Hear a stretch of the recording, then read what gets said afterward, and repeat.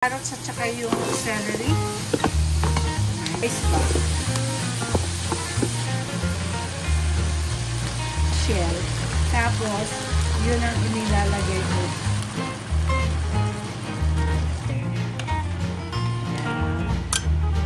Yan. Yan po ang clam chowder.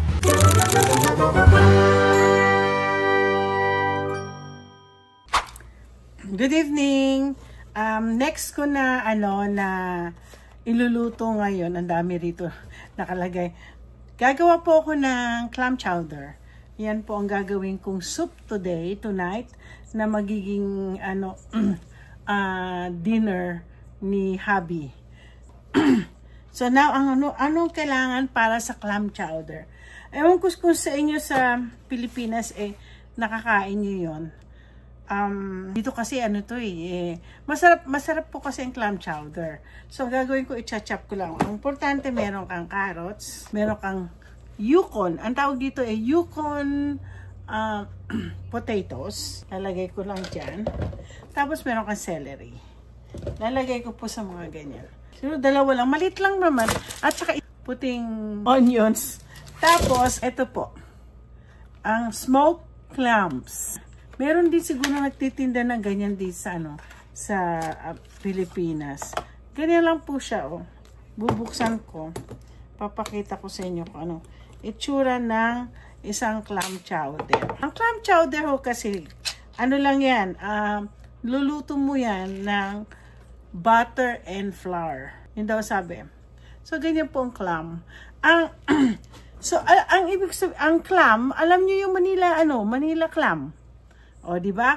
Yung Manila clam na yon, kasi marami po kasi dito sa amin sa Amerika na yung mga Pilipino mahilig mag clam picking dito sa amin sa shores. So pag dinadalhan nila ako na bucket na So ngayon, anong ginagawa natin pag nagluluto tayo ng mga clams? So Manila clams. Meron tayo sa Amerika, sa Pilipinas. Mostly niluluto natin, gigisa natin, tapos lalagyan na ng ginger, tapos diba bumubuka na yung clam. So, minsan po hindi namin nauubos yun. So, may mga natitira. So, kukunin ko yung clam. At gagawa ako ng ng clam chowder. So, ituturo ko sa inyo kung paano. Simple lang ang ginawa ko. Well, hindi ko kailangan tumingin parang kasi mahilig ako kumain Kaya, inaano ko lang na ipagsama-samahin ko lahat ang aking clam chowder. Yan ang ko tonight.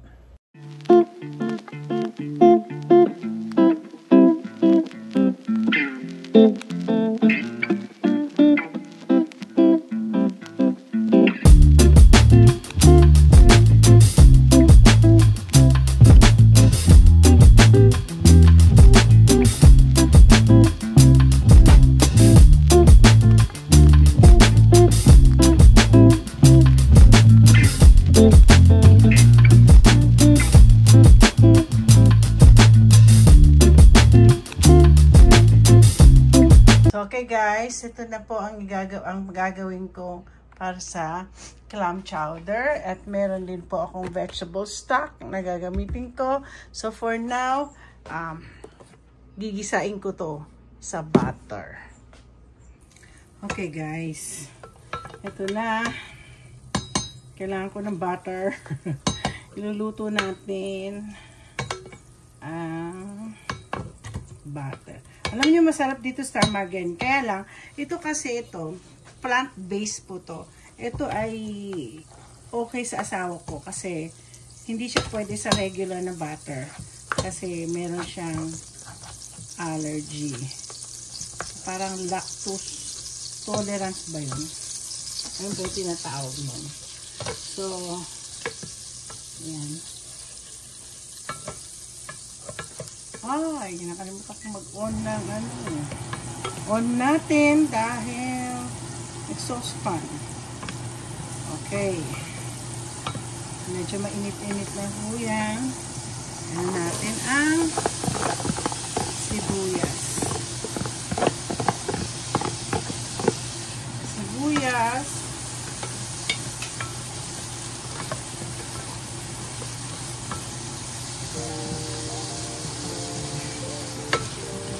madali lang po luto to eh.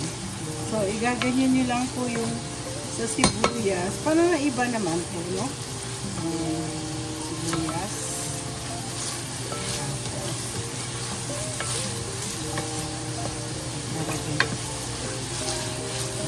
Ito yung carrots at saka yung celery. Kumain natin dyan.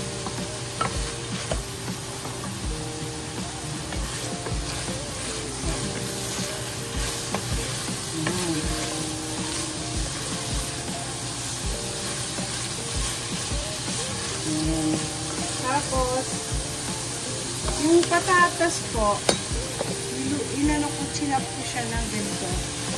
Ganyan lang. Kahit bite size ba?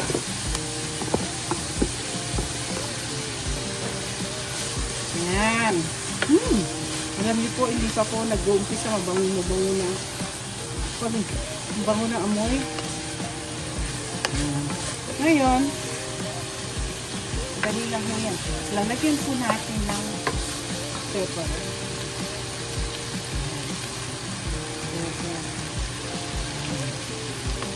Tapos lagyan natin ng little salt.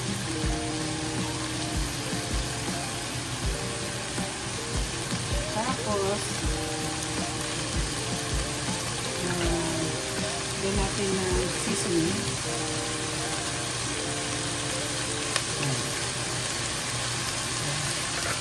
Sama-samahin lang natin po yan. Ano po siya. Ngayon, para sa ating sopas, hindi pa pala, lalagay natin yung yung clam. Yung mga clam na wala po kasi akong fresh na clam.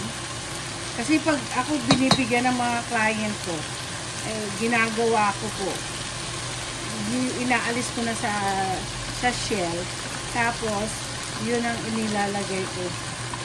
Ito ngayon, ang ginagawa ko ay nasa, smoke kasi po ito. Smoke na clam. Ayan. Masarap po siya. Ayan sa olive oil.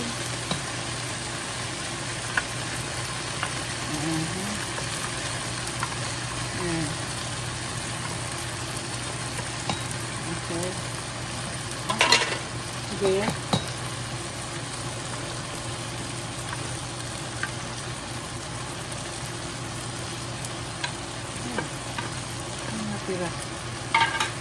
Natira-tira pa dyan. Ayan. Ayan. Okay. Okay na siya. So, after nito, pinagsama-sama mo po silang lahat. Tayo.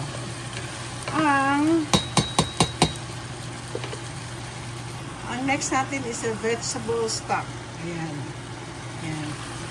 Lalagay natin.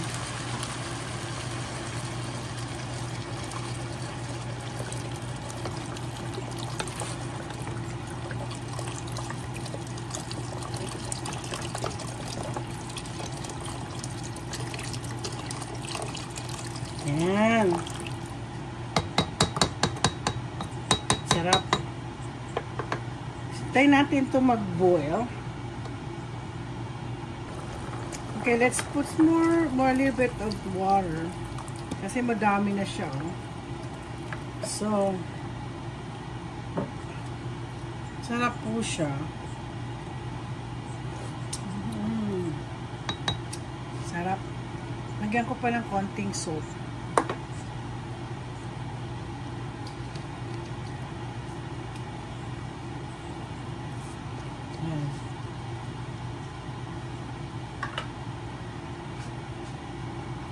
Okay, so I have this all-purpose cream, all-purpose flour to make it a little bit creamer. Okay, yeah, yeah.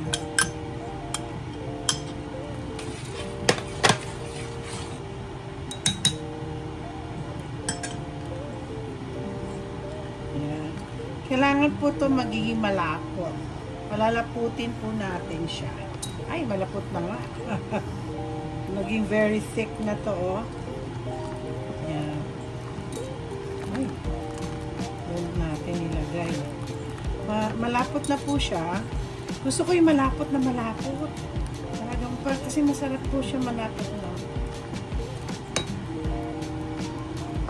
Okay. This is it. Alam mo, medyo ano siya.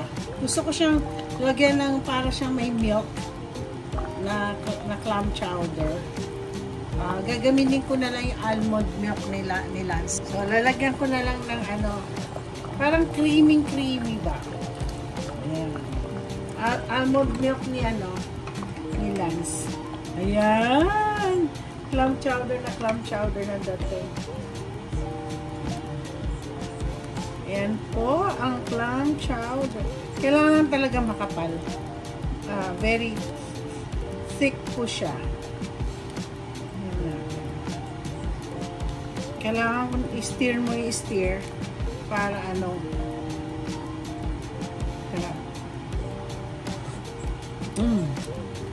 Ayan, sarap. Totoo yan, promise. Masarap po yung clam chowder. For sure, si Lance ay matutuwa sa kanyang dinner today. Okay. Luto na po yung aking ganyan. Ay, kailangan lang natin siya maging creamy. Okay guys, nakita nyo nag-ano yung clam chowder. So, don't forget to like and subscribe sa aking clam chowder. Yeah. Ano to? Pag mahilig po mga Amerikano sa clam chowder. Pero, subukan din nyo po ito dahil marami po tayong Manila clams. Aray ko, mainit. Marami po tayong clams dyan sa Pilipinas. So, ganito, ibahin naman yung luto nyo. Hindi yung lagi tayo pag nagluluto tayo ng clams, niluluto natin sa ginger, ini-steam natin sa ginger. So, ito, pag yung mga tira-tira lang po ng clams nyo, ganun nyo, gawin nyo yun. Sorry, hindi pala. Kailangan ko pala pagkakain po ng clam chowder. Ito po ang madalas pong nilalagay sa clam chowder. Ang tinatawag nilang soup and oyster cracker. Ito po, oyster cracker. Masarap po siya. So, madalas gusto nila ito. Ilalagay natin dito sa ano. Kahit na Skyflex. Kung wala kayo nito, Skyflex, pwede na yon. So, kakainin natin soup. Kita ko yung soup. So, ay! Nahulog! So, kainin natin. Ang sarap po. Ulong ko. Madalas ko ito niluluto para sa asawa ko. Masarap po ng ng lasa. Maganda pala talaga nilagyan ko ng almond milk para maging kulay clam chowder.